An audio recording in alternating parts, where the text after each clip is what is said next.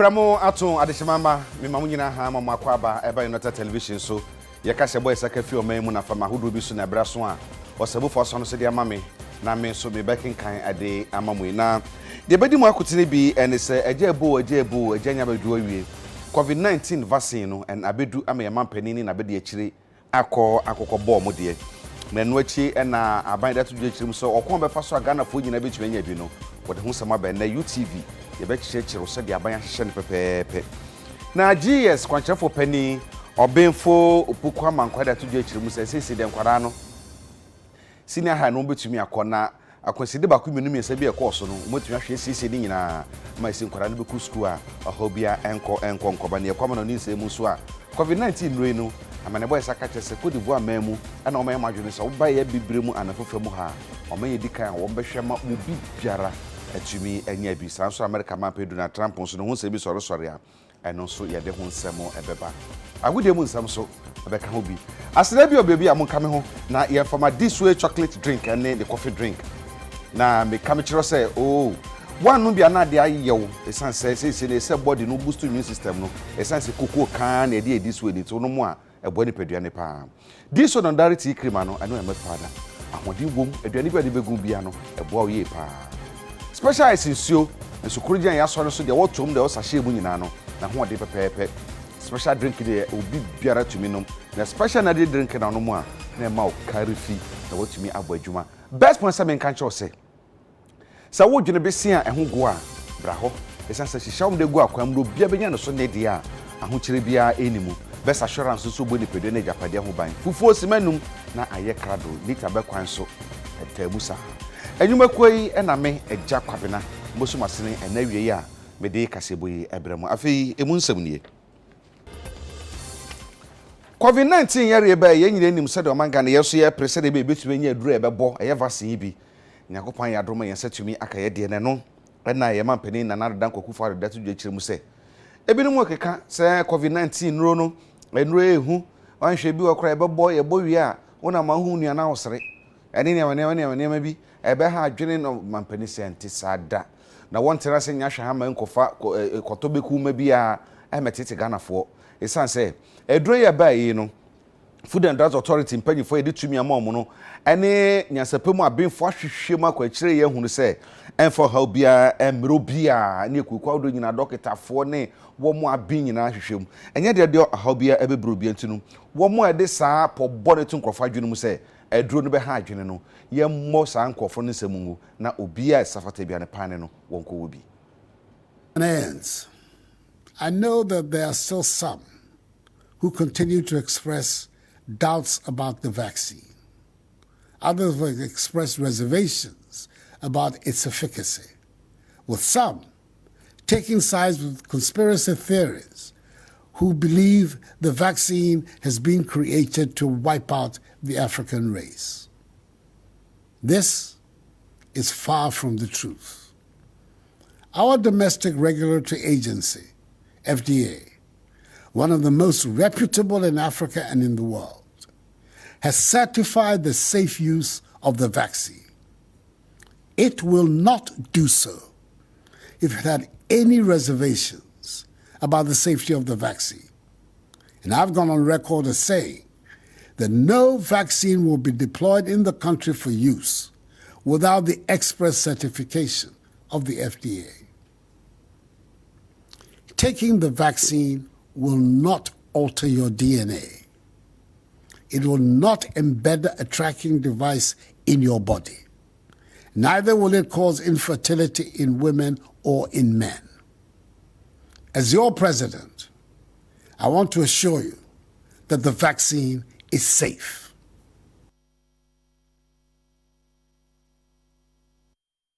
Na mampani chichi mu chese enro na ebinum keka sa wo yoba na se bia akono mokra no na se de bowo a wontumi wo mema ya de ebekọ ene si ye wudi anka ye prewu na so mampani chese sanse no nyina nokre bia enim edro no yeduru a ebebo COVID-19 mowa no ho ban na mu na nya de ebe ha obia wo kwan bia so na we na ye mampani ene ye kasa ye to so dunu nan wo bra ne Ganafo di nkom enra anadwo na osan chirichiri mu wo kwan na ban na fa so ebe ya ma wo bi biora safeta bia no edro no obetumi anya bi na ye de abono.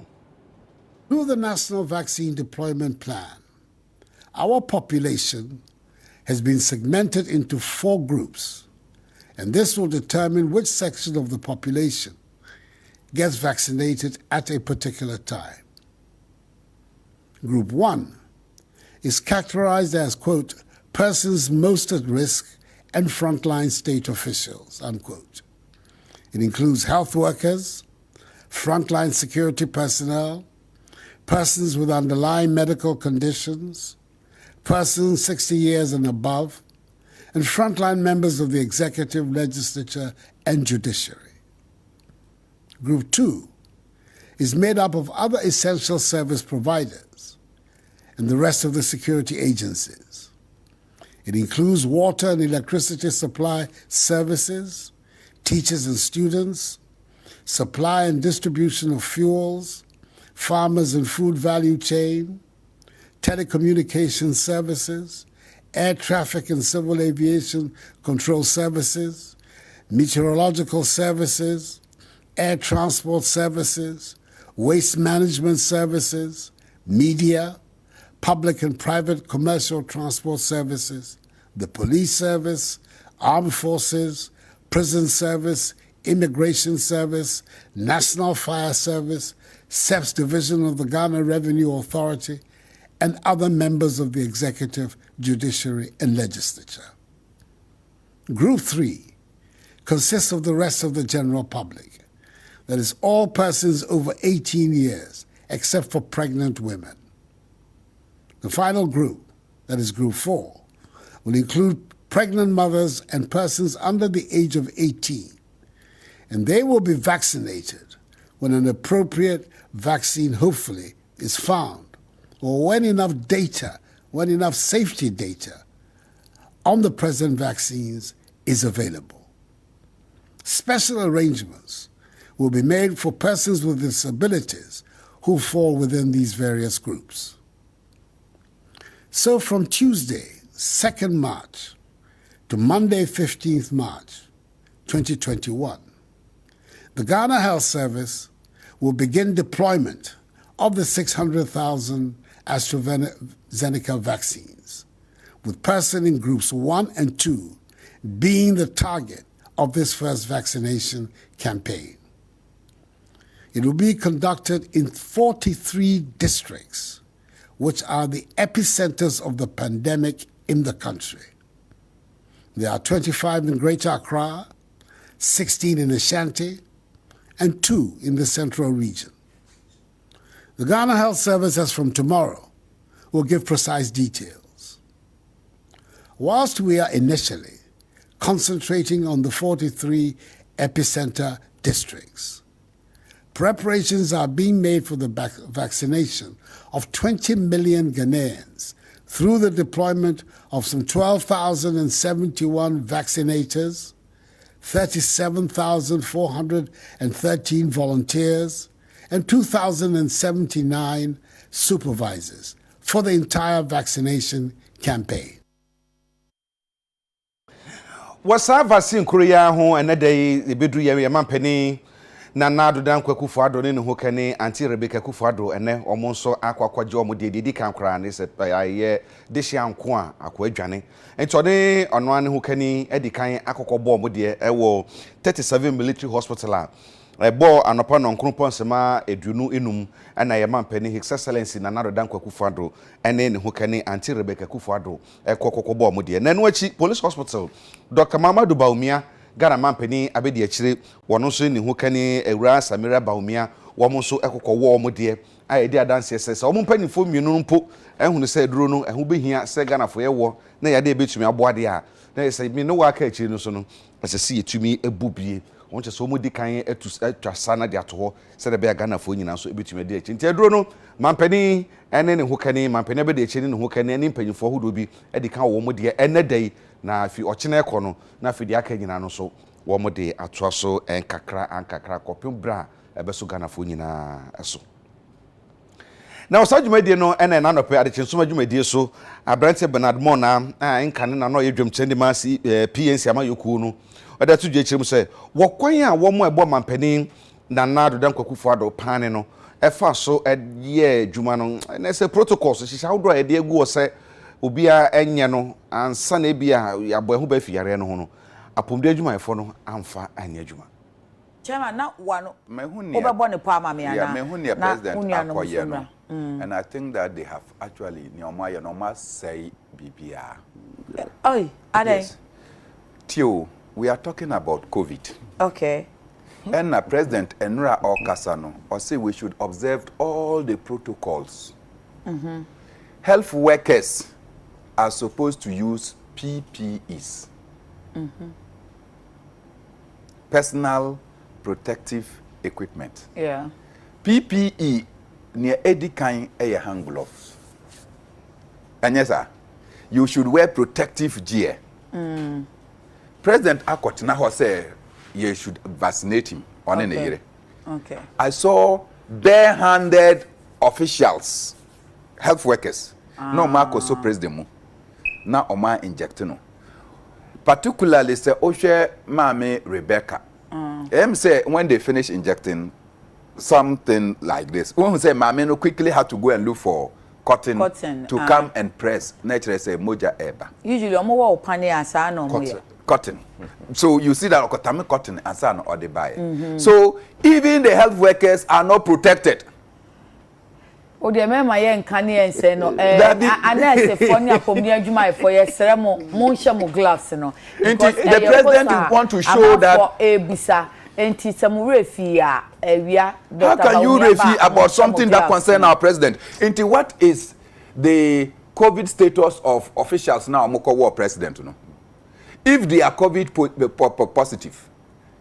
probably our president and the wife can actually contract it by the actions we have seen. This is not good example. Thank you. Yes. Well, sir, some Korea hono mampani abedi achire His Excellency Dr. Alhaji Muhammadu Baumia and so the two jechim so be here say mampani aka won so sense sudua say wo mo ekeka say vaccine no enye ebe ha adwene bi no kura ka say ye de bowa oda wona o sora na dwa na nam saa wudidi a wo me ene hu nsem bebre wo se ha nya no kura mo kasa ni nyina no eboserum kafo ye mmom nsem nungu. This morning His Excellency the President took the lead, and under his leadership and with the support of our partners, Ghana became the first country in the world to benefit from the COVAX facility, which is open to about 92 low and middle income countries. And Ghana is the first country to have benefited from that facility. And it is under the leadership of the President and the hard work of the Ghana Health Service staff and members of the task force that Ghana has had the opportunity. We are taking this vaccine today to assure the public and Ghanaians in general that it is safe to be immunized by this, to take this vaccine. And that safety, the Food and Drugs Authority has really assured us in the safety of this vaccine. And that is why the President took the lead, and we are following in that step. Go on with all the health service workers, security agencies, and essential workers, and so on. All Ghanaians to be cooperative in this process of vaccination. Some time, about 20 million Ghanaians. And so we will start in with a step, and we will take so we ask for your patience, we ask for your cooperation as we go. But please don't listen to the naysayers who want to spread conspiracy theories about this vaccine. As the President said last night, it is not going to change your DNA or have all these about in the conspiracies. Please, this is to protect the health of our people in Ghana. It is to protect all of us, protect our economy so that we move forward. So it is in our collective interest that we take this vaccine. So far, we've approved 2, the Sputnik and the AstraZeneca, and more will be coming by the grace of God. So let us all cooperate and get this thing done. Thank you very much. Edu baby ne man pani abedi akire wo sere kakra ho no se na ho hia no se amafo bi keka se duro no ye boye amema no ebe ha adwene ni anka be ha adwene ampa mu ndie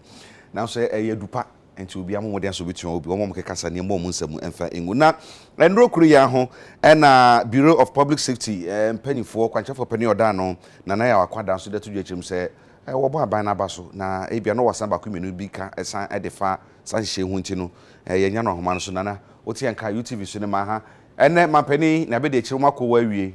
ede na hu fa ho de na osusu se san ye se ebebo o mampani abaso ewa na montua ne na powerful metu especially anano pay spectacular in na ye ho be pacho nana wadaro mapeja ne kakra man ye why ne ahwefo nte wonka pacho ya na aha se ye yete wonka yo midase misi ebebo o mampani na powerful abaso ni titiri nso ye nano pay anamontua wotu a wakowo sadroi ama abema amanfo dodo na enya hotoso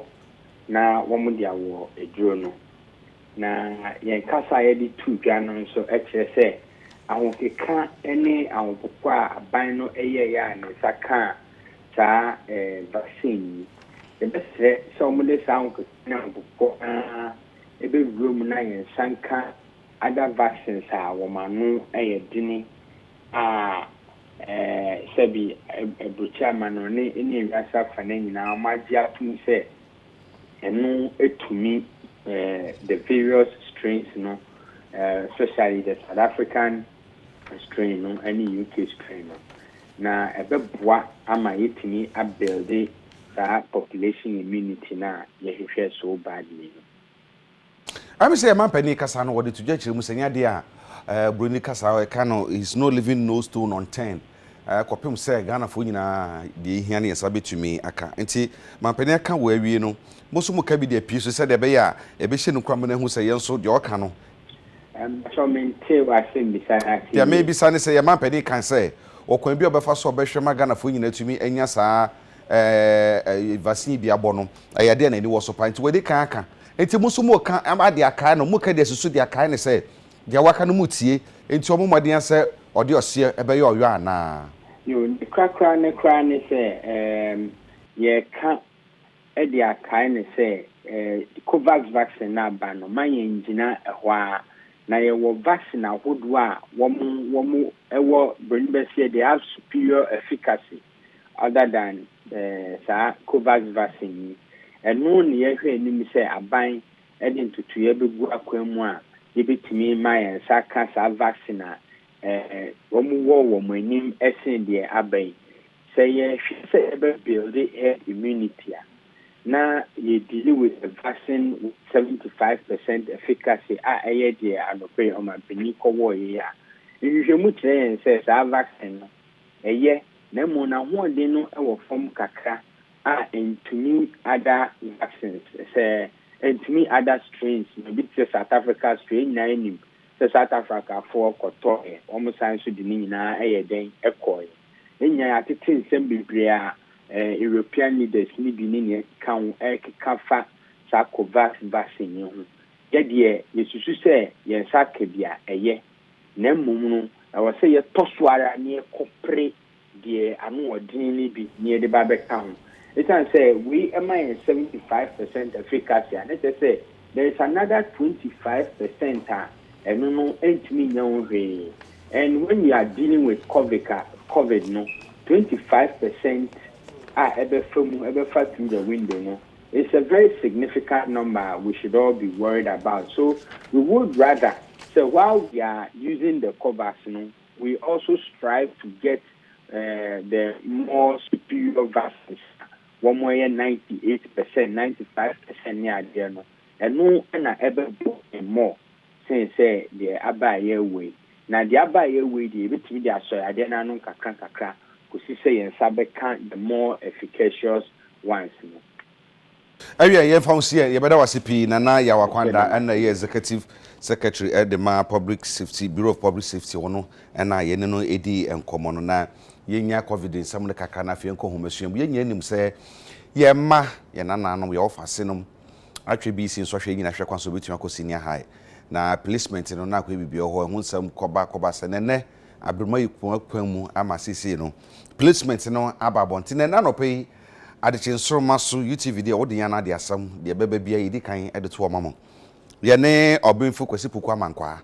wonne kwanchefo pani oda GS Ghana Education Service ano hwetwen ko bisa se papa yi wada roma ni nyina aba osiaba enti Ghana fo nka omkuma to bia nkohwe bibia de ne ba ato headmaster and headmistress for no aiding komo enti no mo ba because 10th March na pa na kan hye so mbe fiase akosua de ne ade nanso ye man ho be na wotwe no mo fiase omo de abobo mo ho ansa na adesua ebe fiase a efiase enti ye fansa wo print o de ne fiada na ansa beka na so de ko adwada wonka akire obetumi aye ho enema esa o yinyi enti omo be self placement no mfe be mienu no me nsa atwam no eno na ema oha no bebreba mpa kokogu Independence Square ho no onya ye ne ba ko a yese ye mpene ma onsesa no na sese no yese oye no ba ko a na se omu a ebia no bi so afa school bi ono so mpene no asesa osesa pa na se school na abeto ho onso betumi akwakofa na emum se odi ko school ho na school no faw na udi kom nkrata mu dia eno ano no na se bia na so se ene na atwam obi antumi nkoye admission ni self placement bioma ene eno ano no nti obetumi asesa no wo hwe ade no so a mbo nsa batten ba ko ho e be ka se change placement so nti no oye wi a obetumi asa hwe ho na otumi asesa no kan school a wo fa ya nya no ne de ama no de ebinsi enura nkomo a yedi ya yetan ho be ye donhwere be mi no na yesa nkomo no ne wo nkofo bi a ebia wanya ni grade ne ye na emom ni suku a onya no o fine we nya ya yempe school mana na yedi nkomo be donhwere mi no ene ya adwen se ye nya ne sa e se onya akoye a nipa no no ko to school papa se mu kura wan hwe yo be ka se nya no school nti no de ebinsi so bia be ka sa ensi na me program am fa yensi ya program eno so ensi eno so edin se besi emra program ayesesa no etumi sie eya na no dodo no ye ebia ye protocol eno no kra ye ka kire wo se usuku na wo so pe no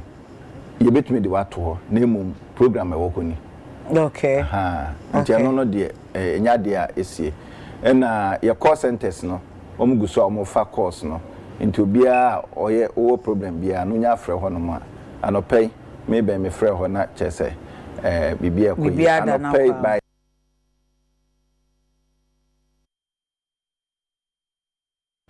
yen kokot ne ye ne yenua Jacob Pubi ahofe ni nkomo ne nyina ne se abrante funny face ye nyina nim so se yisine yi asresem se nkwada president ne mahodo bebre yese ne ma bi koso anhye den ko yinti de nko gina court ne mbisa se court nsem no kosi sen na Jacob temi nka ene court be na mokoye e de ne si ye funny face. Hello, Jacob. Yeah, Jacob. Me bajo. Na me bisa se yes, na me bisa se wo court ne no e fa funny face nsam no funny face wo ba court a e den kwado ne de abo no ensem be de si wo ye pamu nsam atie. Ya na se ene na wo ti mienu pepepe ene ye de abanche fini e ba court e wo ewutu secret court na pemo tre jomu ne his honor Ebenezer Oteda ko ete jomu na offer abanche funny face of the no I just yes my lord otonso bo ni din bi no wa chem yes my lord ne bi sante bi aye bokwa na o si bi aye bokwa ne mo na fun je no pin nti o te mo fo no ehwe funny face ni ya oye wo ko sa no hu se no debi bibi ha ye bia funny face ntini ye fa ne ko sabia enko hwe na pomudin na eye Midday ye san fa ne mbra ene ye ba court yes ni mu ya sa funny face beba wamba na yebo ni case no mo fair case na ni prosecutor no sorry no say my lord abante funny face no o she san kan na yemfa ne mbra ba ene okọ na okwa kofa no na doctor for am krata kire say abante funny face na pomudi no NCP obetumi aba court ntino court no hwe na o ma na emre kakra na o mo fa enhwe no nti ene I say abante funny face April busumi ebi enime ebe o mo fa ne mbra na o mejira adakim Woka apomuden a aye apomuden ho nsambɛn briti na ene yafunu den a ajum ha yare me so mo tusu se de ye frɛ no na oje so no santia mo je so se na adwemu ya ne kpen no na se kpen na se adwene ne troto kakra no ana sa pepe enti ewutu court ewutu senior court magistrate and district court district court enti say no funny face to me amana say almost say a doctor for na chest still na no kpen na ona adwene mu na asum na nyansa nkoi sa pepe enti ne court no ema omo embre kakra na omo fanhwe na pomudin ene me no kase ya san de bosum ba ko aka ne nda no awie ene na yeda ase ye nia Jacob apia kubi apia nka ho Jacob kubi ahofe ena yete ne nka efree court ne se branch funny face na sum na ene kpen no eno nti stella oda so ohwa se ne ba court bi ye so be di ehema de ho nsamo abayeto a ye ka se bodo so na Institute of Local Government Studies ene eku efa na Agya Prempeh Foundation for akabom edi ne fom akomako enum ese wo identity edi mu pa ede ma afo no north Municipal Assembly adwuma efo ne wo ma wo nyina se na be betuma bo ma nim de efa impotema mamuo no ebetumi akona nim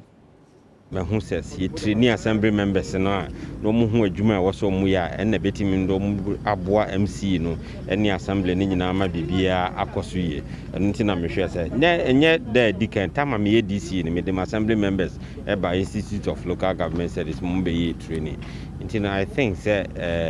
the more ye boa training assembly members am mo hu adwuma mo so ye eno na be boa eno enti na yes ade ya adwin say ye be no region by region bia as a foundation bit to sponsor region bia na district bia but ya the akoto minister obey animu training ahodo IMCC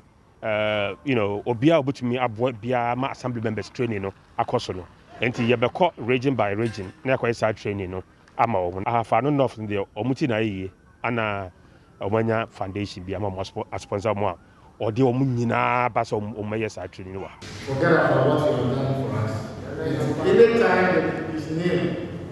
our name is mentioned anywhere, his name will be written in gold. And we appreciate everything that you do for us. So we can assure you that whatever you have spent on us, the knowledge you have imparted on us is not going to go waste. We are going to make sure we work with it. And at the end of the day, our municipal assembly and the people will be a beneficiary of it. Assembly member, we school be our who and son of practice. Now, so there's that kind of training, capacity building. Now, what you mean, and it is inappropriate, say, Agya Prempeh Foundation, they have one enough for Abase. You have more orientation there. Now, so your specific roles, functions via. There was a deepen that kind of capacity no mutimi na omutimi de assembly no mu role as a subcommittee member, role as general assembly member, any role say as assembly member any community, any how are you going to exercise supervision as an assembly no together no on the technical staff and of the overall development na assembly no here.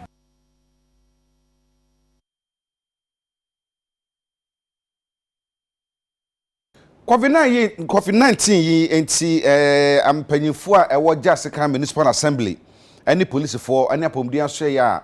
ewo ho no aka bom amasisi ekase no ukọ Jasika potamu ho a kwan bi ewe krumu obia no yato barrier yedu wane ya de efidesi wo maso se ehwe so temperature te sen ya ma nose mask asama sanitizer se na be ya yare no dibi ba ebe hu ntem ya ma wakohye bebi no amfa besan amanfo a ewo ye na musini baba Adam Sadiq na de ama ne bu ebreye COVID-19, the second wave is going across the country. It's so devastating and so worrying. So the disassembly, in collaboration with local government ministry and common fund administration, and the office of the president, have decided that we should start a fresh education to the people in the district. Last Friday, my honorable PM has led people to the market in Jaska to distribute this. So we want to do a lot of education. After that, we are going to start enforcement. So let's, as we go to our various groups, this morning we'll be mounting 4 roads. This is Jaska, KJB, Bogor Road. There'll be a team here. There'll also be a team on the Jaska Wara Road. There'll also be a team on KJB Jaska Road. There'll be the last team on Jessica Burada Road. Tomorrow, Tuesday, we are going to Fute Market. Thursday, we are going to New Ayoma. And after that, we'll be going to the various communities to educate the chiefs and people so that they can abide by the protocol that the president has mentioned. Indeed, it is our collective duty to make sure that we educate people about COVID-19 so that all of us can be safe. The police have started in their own small way educating the public, the traveling public, on the adherence to the protocols of the COVID-19. It's just a welcome news that today the Assembly has taken it over itself to complement our efforts. So we are very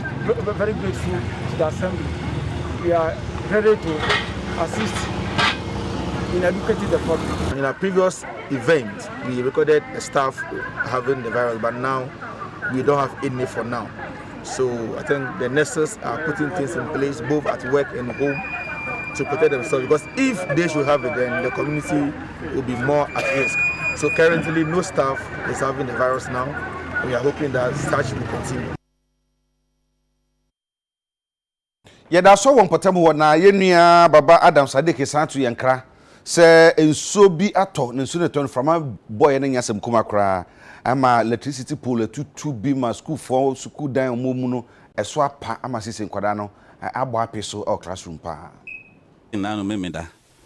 anumre be se 4:30 pm na nso bi beto ni mframa enti sanso no pa ye school dan two classroom blocks ni na pa kanchi ni ndua ni nyina wo so besai ye solar panel no kra electricity post no bebre so abubu nti amasi sesia ye ho akire ye wo senia nkola no ebe ma addition abekoso apata ye hye ase ye didi eno na ye worship morning devotion assembly hall eka ho na esa ye examination hall eno so from fa kase no ko nti amasi ye ho akire ye COVID-19 protocols so aya amasi ye ho akire o mu nti baby agina ya na se baby school no condition won there se abaya mbamo a ebe ha bebre eno nti ye ko tra ho ni ahwe mwa potin a betimi dia abo school no efese school adan mienu eso apa eno nti nkora no akoka won nua no wo school adan foforo no mu ebasa na waye bebre wo school dan no nti COVID-19 protocols no mu nti observe no yi eno nti tempaya ese bomoden se benyes classroom we se classroom so se be ya nkora besa ko back akosua de nya sa de a na COVID-19 etisi omu a na ebe ha dwen bebre nti ya koyi ekotena se nya bomoden se be bomoden aye bebi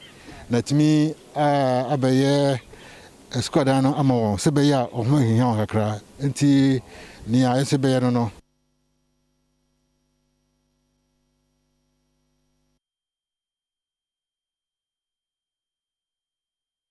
Adishima ma ye kamo say UTV from Tubreka Sebo and Amushiri if you beka junction shape house one crying. Uko DSTV obenya or channel 360 Samsung na Facebook and social media handles how do nyina no ye kasebo yi e wo ho na ye konsem fufuru mu a nanano mo eye abrafo eye gadangbe asafo achemen ke asafo anyemen womo akabum ama womo de nchirichiri bi ahye so prampram ni nyina ne say womo beboa womo ama wohu didi kan amamre afi nso no emra ene okon betuma faso ama wo manfo so atumi adi yie ɛwɔ abrabɔ mu ye ni kase mo hine wo ye lawyer eni wo chole lawyer le e ke wo ba kase wo constitution ye ni call manche me asagin ahi ke ehi wo ni bi ke ni bi kokro mo ni call wo asafo ache ni chumo hi agbe ne hu wo ye moko ni wo ke agba wo blame asagin ne chon wo blame akusumi akoma ke sagin ni kashi chuchu ni wo ba ne achoko wo ni wole wo no wo ye historian ni ke wo ba chu na kan ni agbe ne wo ye astrafo nyo ni le hu ake ni wo no chu afi astrafo anu chu mo ke hamajan mahibu ke majan che mahibu wo ye astrafo nyo pana ni le hu e ke wo ba kase ni agbe ne wo ye Ghana ni fomo bi ni le hu ni le etishon ni le hu e ke wo ba kase basa ni fe mo mi bo ni fe oni amona no brofo chole conflict resolution le hu ike wo ba botebi wo yo sofo ni go wa kase male konkron ke kusumi a enu chumu hi le hu ike wo ba chu na kanu chumu ga gbe ne wo ye sultan le wo ike wo ba bote islamic